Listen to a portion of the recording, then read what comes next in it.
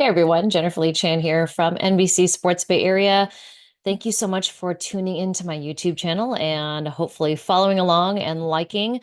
I just posted a story on NBC Sports Bay Area about Robert Saleh and how he is going to impact the defense this year. And I think it's it hasn't been talked about enough. I think everybody's been talking about the mass exodus of players on the defensive side of the ball, but when I asked Kyle Shanahan at the NFL annual meeting last week, what has Robert Saleh going to bring to the table? Are you going to be able to delegate more? I mean, look at Kyle Shanahan. He looks like he has aged 20 years since he started with the 49ers in 2017. Uh, I mean, obviously, he's still very, very good at his job, but I think the stress of having to try to bring Steve Wilkes up to speed with what he wanted in the defense, trying to bring Nick Sorensen up to speed with what he wanted on the defense, what he could do on the defense. Now, Robert Saleh comes back to the building, and Kyle Shanahan can say, all right, I know you have this handled. And Kyle Shanahan can spend more energy and more time focusing on the defense and how he's going to make Christian McCaffrey, Brock Purdy, George Kittle, all of the offensive side of the ball, how they're going to be able to manipulate the other opposing defenses. I think going against Robert Saleh in practice is always also going to be great for the 49ers defense. Uh, but really, what Kyle Shanahan said when I asked him about Robert Saleh was kind of telling. It was interesting that he said, this is a guy I'm very familiar with. And this is what he said. He said, going through this with Robert once before, where we really had to build it and change things up and add things and take things away. I went through it with him once before, and we did a pretty good job at it. We learned a lot going through it, and he's only learned that much more going through it again on another staff. So, I mean, when Robert Saleh came over with Kyle Shanahan in 2017, the defense, while it had DeForest Buckner and Eric Armstead on it, they were in the cellar on a ton of the metrics. It just was not put well together. They had some talent on the defense, but it was a tough 2 years. 2017, 2018, those were rough years for Kyle Shanahan and Robert Saleh and everybody that was on that staff, everybody that was on that team. And then 2019, it took them a couple years to build it, but you look at the defensive line in 2019, it was Nick Bosa, D Ford, Eric Armstead, DeForest Buckner, and DJ Jones. I mean, those were guys that really set the tone for the defense. And obviously they had, Fred Warner and Dre Greenlaw behind them. Richard Sherman was on the team, Jimmy Ward. I mean, that defense was stacked. And I know that's been the goal for the 49ers since then to get to that 2019 level of defense. Now, it's been good. After Robert Saleh left, it was D'Amico Ryans, and D'Amico Ryans was there for 2 years, and there was very little adjustment period. I mean, I think at first, anybody who takes a bigger position, like a coordinator position after being a linebackers coach, there's always going to be a growing period. But I think, it was much easier for D'Amico Ryans to move up into that position, having the experience under Robert Saleh and, a couple years as defensive quality control, then linebackers coach. He knew exactly what Kyle Shanahan wanted. He knew exactly what his players could do on the field. And that's what Robert Saleh brings back to the defense. And looking at Steve Wilkes, he just didn't know the players that well. He didn't know what Kyle Shanahan wanted. And I think Nick Sorensen too. He tried to be that guy that Kyle Shanahan wanted him to be, but really, I think Robert Saleh coming back is going to take a ton of pressure off of Kyle Shanahan. Now, he's already been in the building. They've already gone through, a lot of the decisions that they've been making, the purge of the defense side of the ball. Robert Saleh's been there for that.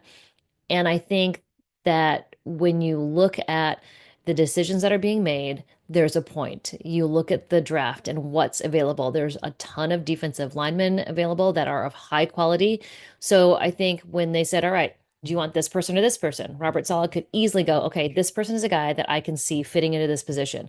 This person I can do without. We can get someone better through the draft and we can save a little bit of money. I think Robert Saleh has been involved in all of these decisions, and Kyle Shanahan pretty much confirmed that to me when I asked him. He said, "We talk about everything. So whatever we discuss with all of the coaches, I discuss it with the coordinators more than anything. That was one of the main reasons, or more, one of the more exciting reasons for me to get Robert back. I know how good he is at X's and O's and how well he runs his side of the ball." So, I mean, Kyle Shanahan basically told me this is like, I mean, without saying it, said that this is comfortable for him.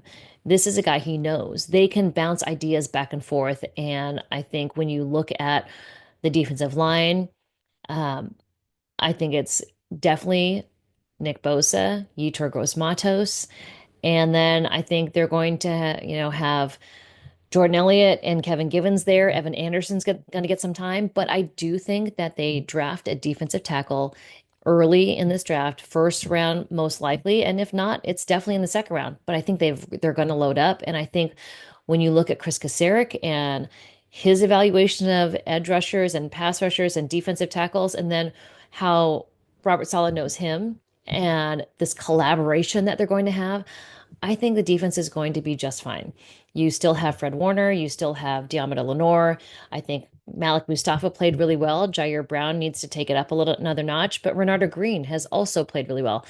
Robert Saleh is a guy who has so much energy. He's going to get everything possible out of these players. And I don't need to be like this super Kool-Aid drinking gung ho player, but or gung ho reporter, but I mean, from what Kyle Shanahan said, if you read between the lines, it's, hey, I have confidence in Robert Saleh. I know that he's going to come in here and do what it takes to make the defense better again. It may not be 2025, that is the best year. It might be 2026, but he's going to help me build it. And Kyle Shanahan also said it feels like he never left.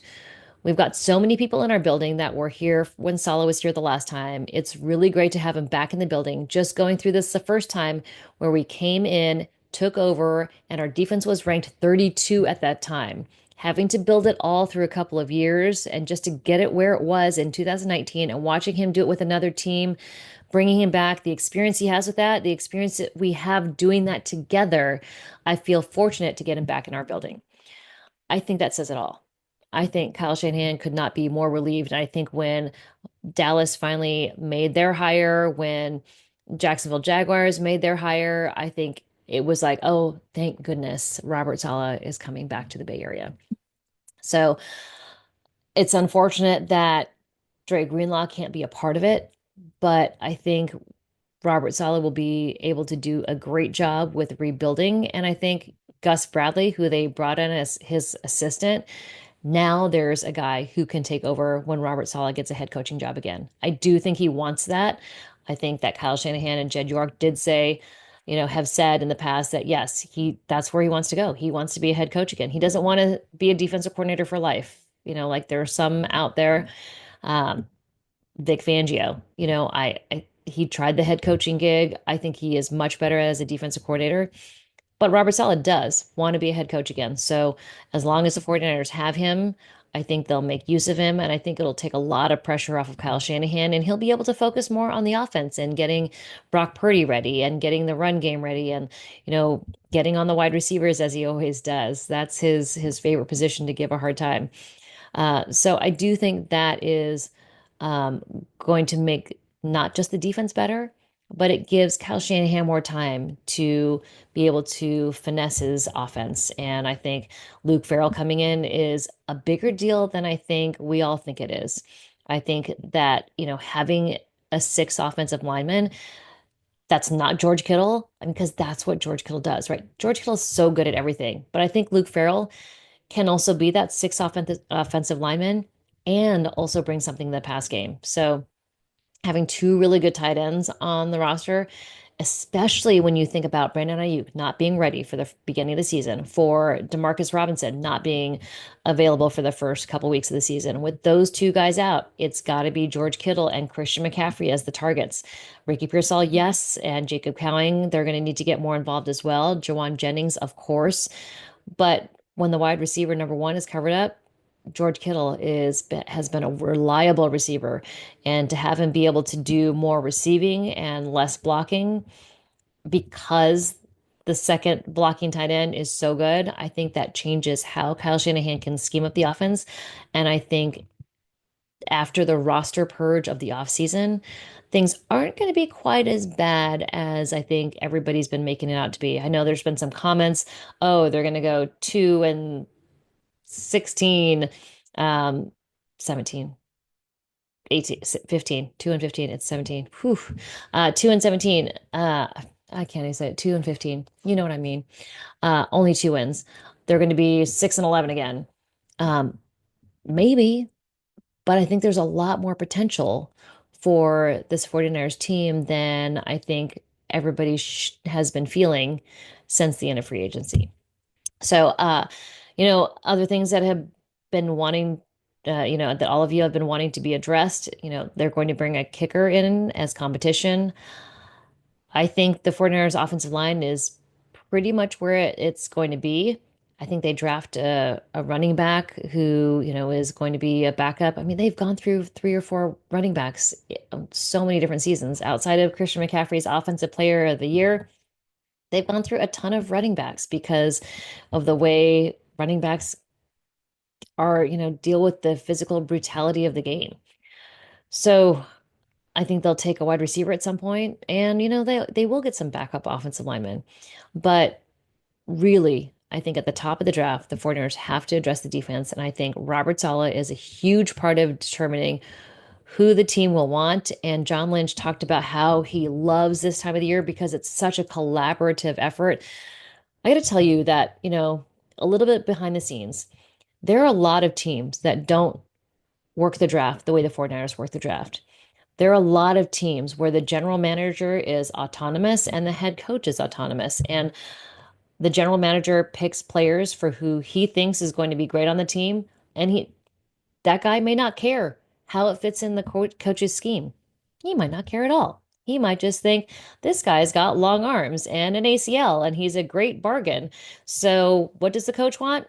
Don't really care. He's going to be a great player.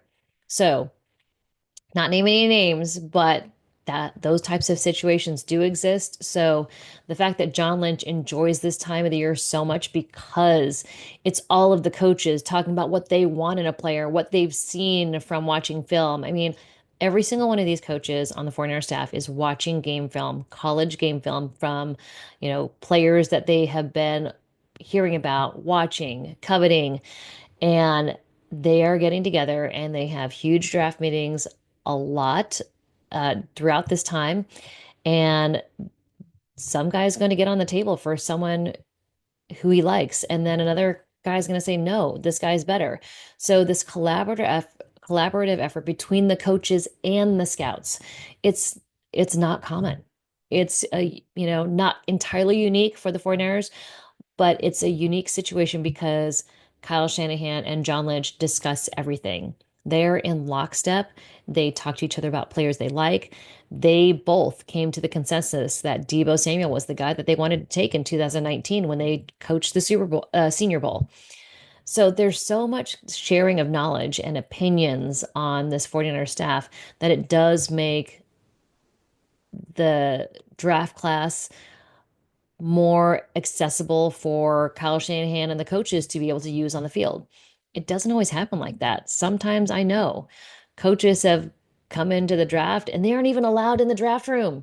I know that there are coaches out there that are not allowed in the draft room. Can't tell you who they are, but I'm going to tell you that it happens. And that coach is just sitting there and the GM makes the picks and the coach is surprised. So, 49ers fans, consider yourself lucky. I know Jed York thinks he's lucky for having the team that he has in Kyle Shanahan and John Lynch. And, there are a lot of teams that have a lot worse and a lot more confusing. So don't be too discouraged. The draft is coming, and I know that they are working around the clock to figure out what players are going to fit best in the schemes and which are the best ones at those positions to fit into the 49ers scheme. So that's all I've got for you today. Happy Monday, everyone. And if you'd like me to talk about any other topics, I did talk to quite a few people at the NFL annual meetings, and it was a lot of information that I can kind of share with you that, as long as I don't name any names. So please let me know if you'd like me to cover any topics for you, but those are my little inside tips for today. All right. Hope you guys are well. Happy Monday, and I'll talk to you guys soon.